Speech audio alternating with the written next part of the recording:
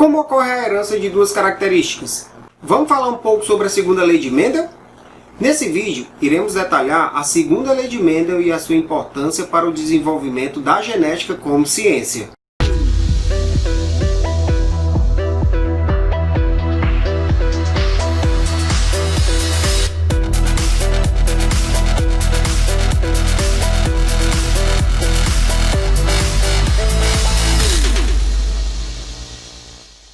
Antes de começarmos nossa conversa, devo dizer que é sempre um prazer falar com você.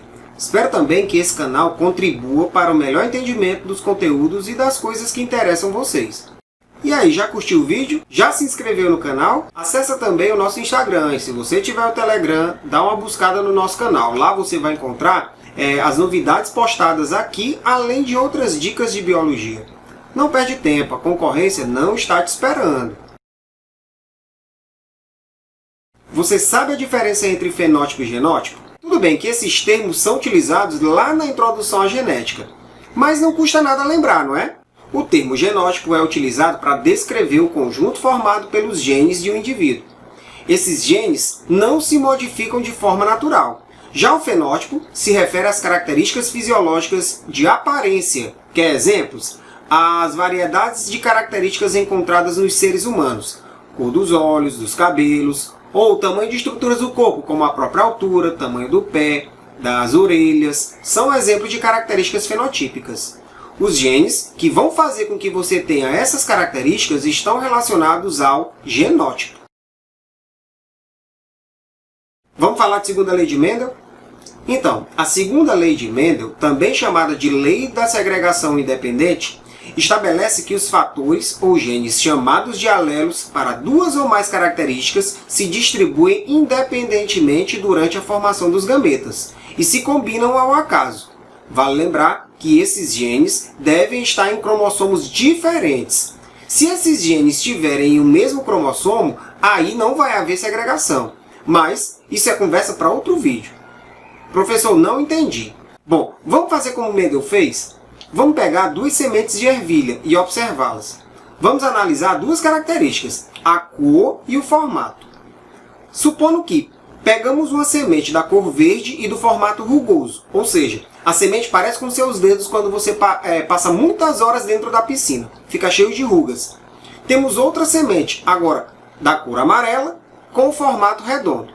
Mas podemos ter também sementes verdes e redondas e sementes amarelas e rugosas. O que você percebeu aqui? Que estamos falando de duas características e as mesmas podem ser analisadas separadamente. E os genes que formam essas características podem interagir de forma independente, livres. Um exemplo. Olha, aquele menino tem os olhos castanhos e é alto.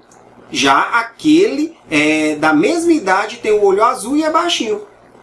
Viu como falamos de duas características independentes? Altura e cor do olho? Bom, se considerarmos que os genes para essas características estão localizados em cromossomos diferentes, então podemos considerar que essas características não são dependentes entre si. Tem gente que é baixo e tem o olho castanho, ou azul, né? Tem gente que é alto e tem o olho castanho ou azul. Entendido? Através dos experimentos, Mendel teve a sorte e percebeu a existência dessa situação. E aprofundou seus estudos e testes para isso. É por isso que é chamada de segunda lei de Mendel. Por falar em sementes verdes, amarelas, redondas ou rugosas, vamos voltar para a ideia de Mendel.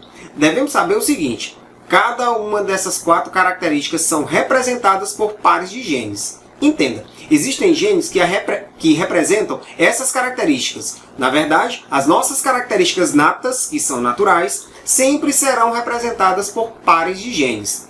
E por que esses que são pares de genes? Tente responder. Claro, porque viemos do papai e da mamãe.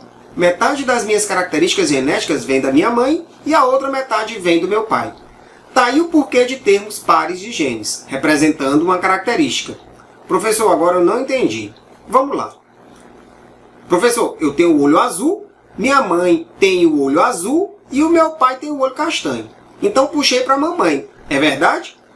Bom, quanto à cor, seu olho pode até parecer com o dela, mas isso não quer dizer que você receba apenas os genes da sua mãe para produzir a cor do seu olho. De jeito nenhum. Seu pai também contribuiu para isso. Tenha certeza disso, independentemente de quem seja ele. Voltando à história de Mendel. Ele sabia que para as características estudadas existiam dois tipos de genes. Os dominantes, representados por letras maiúsculas, e os recessivos, representados por letras minúsculas. Só para a gente visualizar melhor. O alelo que dá a cor amarela, representado pela letra maiúscula V, Vzão. O alelo que dá a cor verde, representado pelo Vzinho, pela letra V, minúsculo, Vzinho. Forma redonda, Rzão, R maiúsculo. Forma rugosa, Rzinho, R minúsculo. Vamos imaginar a seguinte situação. Vamos cruzar duas variedades puras de ervilhas. O termo pura aqui quer dizer que possuem apenas um tipo de alelo formando o par para cada característica.